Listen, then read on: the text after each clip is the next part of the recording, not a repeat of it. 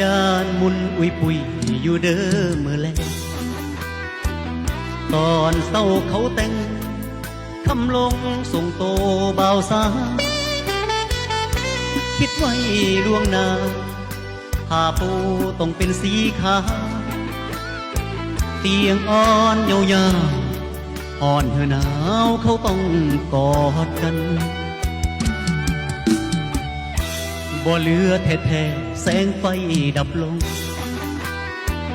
ส่องสอดจงโกเห็นภาพเหตุการณ์เหล่านั้นสวัสดีพี่ปลาจ้าโอ้ใจสิขาดเขาพากันขึ้นสวรรค์ตอนเสียงเตียงลั่นอยากกลั้นใจตายเด้นอเหลือใจนำเขานอนกัดแก้วปวดเทิงเจ็บเทิงปวด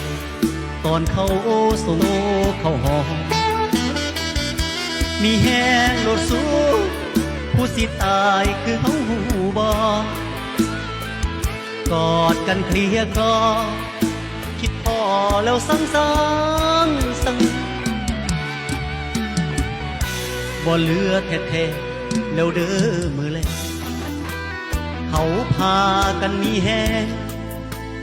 จากว่ายังเป็นยังเตียงนอนนุ่ม